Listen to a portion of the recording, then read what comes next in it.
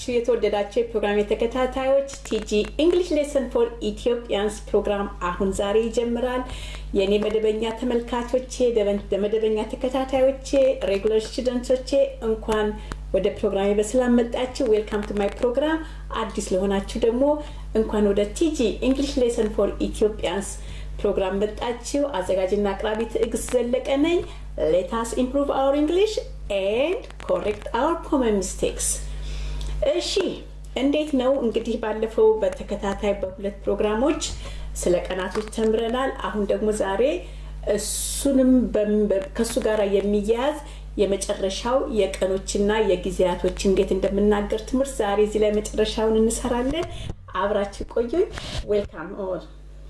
እንግዲህ ባለፈው ለሳምንት እንደተማርነው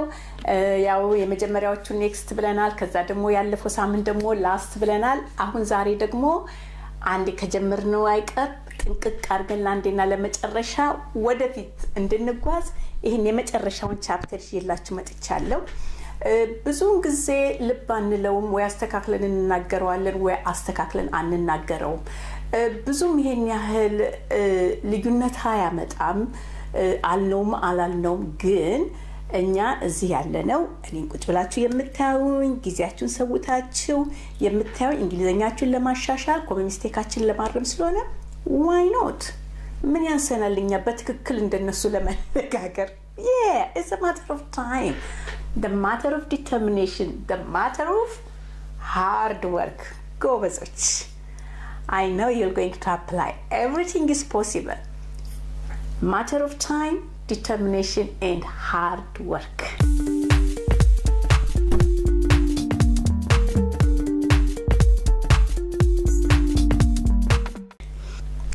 እንግዲህ ዛሬ ኦንና ኢንን እንዴት ቀኖችን ስንናገር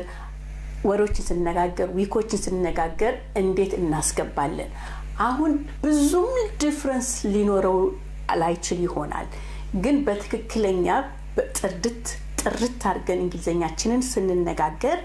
እነዚህ ነገሮች በጣም በቃ ጥሩ ተናጋሪዎች ያደርጉናል ማለት ነው ስንሰማም ጥሩ ሰሚዎች እንሆናለን ማለት ነው why not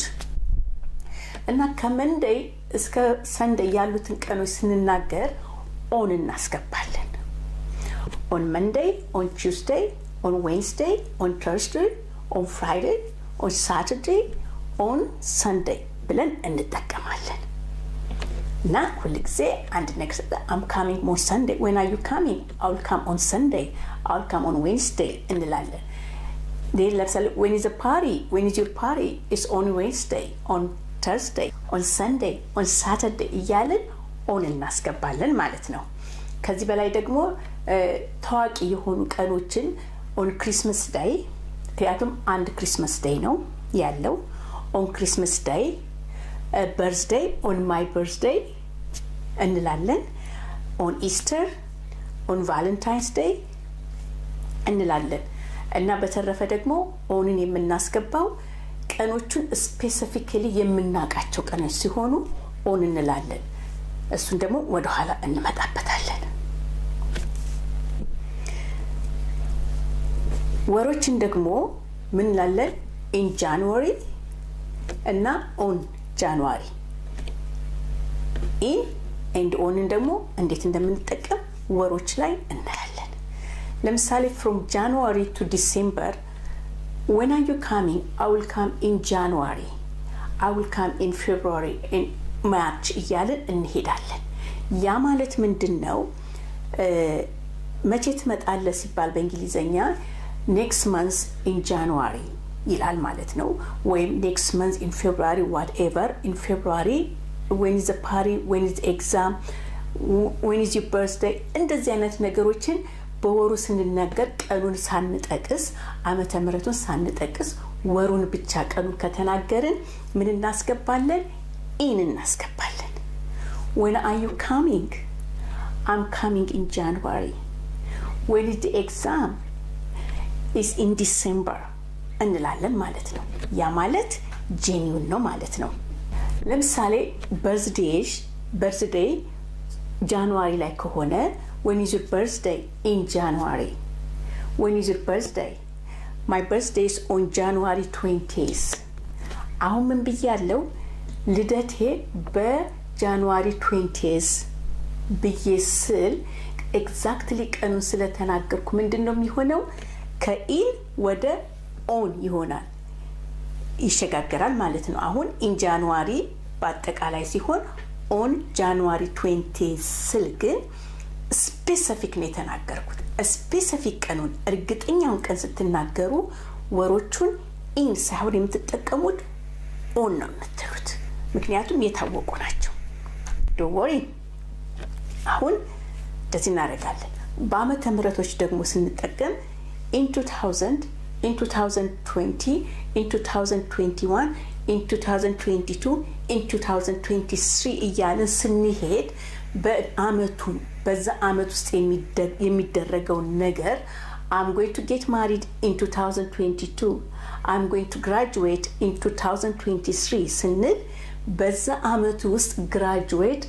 እንደማደርግ ነው ነገር ግን next year graduate ማደርገው ቀን ከታወቀ ለምሳሌ የሚቀጥለው ብዙ ጊዜ graduationዎች ለምሳሌ በዲሴምበር ይሆናሉ በጁን ይሆናሉ ለምሳሌ June 21 ከሆነ next year graduate ማረገው I am going to graduate on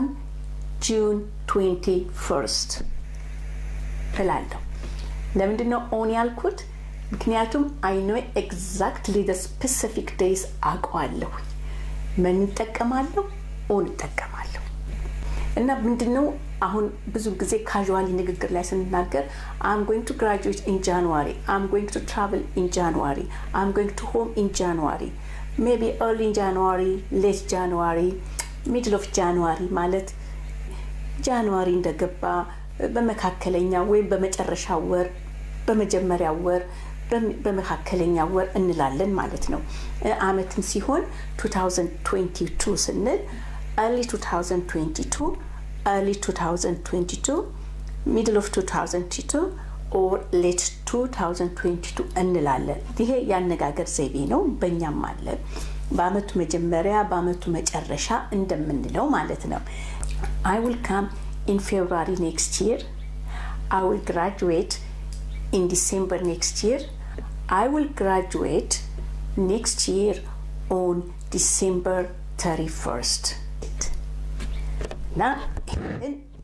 in ስናስገባ genuine ነው on ስናስገባ ደግሞ specific dateውንና ከተቻለም ዓመተ ምህረቱን እናስገባለን ግን ዋናው specific exactly ቀኑ ሲሆን ምን እናስገባለን on እናስገባለን ማለት ነው አሁን ለምሳሌ example ለሰጀ in March we will celebrate our wedding anniversary on March 10th we will celebrate our wedding anniversary ቀደም እንዳልኳችሁ ማለት ነው እና በዚህ መልኩ ኢንና ኦንን እንትላያለን ስለዚህ ደግሞ እንደሰጠኋችሁ my daughter will graduate in 2021 my daughter will graduate in December next year my daughter will graduate on December 15th 2021 my daughter graduate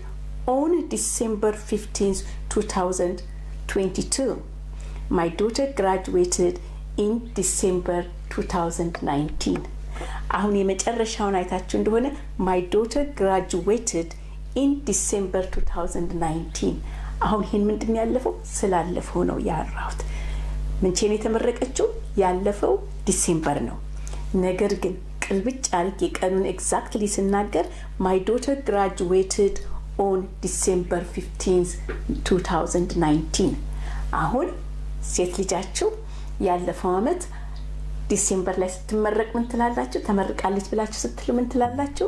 my daughter graduated in December 2019 in December exactly ደግሞ ቀኑን ካረሳችሁትና ቀኑን ካወቃችሁት my daughter graduated on 15th of December last year on 15th 2019 in ለgenuine on ደግሞ ለስፔሲፊክ ነው ማለት ነው በዚህ መልኩ ቀን ላይ ኢንና ኦንን እንጠቀማለን ማለት ነው ኢዚ ማለት ነው ከዚህ በተረፈ in summer in winter in spring in autumn እነዚህ ምንድናቸው ሲዝኖችን በኢን ነው የምናስገባው ማለት ነው እንግዲህ ውድ የተወደዳችሁ የተከበራችሁ የፕሮግራም ተከታታዮች I'm so happy we went so far these things እና እንግዲህ በሶስት ትምህርት ተከታታይ ትምህርት ነው ይሄንን ቀኖችን የተማርነው እንግዲህ ዛሬ እዚህ ላይ ጨርሰናል ከዚህ ወዲህ ሌሎች ጥያቄዎች ያላችሁ እናንተስ እኔ ሳልነካ ያለፍኩት ቀኖችን በሚመለከት ካላችሁ እና ሌላም አስተያየት ካላችሁ suggestion ካላችሁ anytime remember we are here to improve our English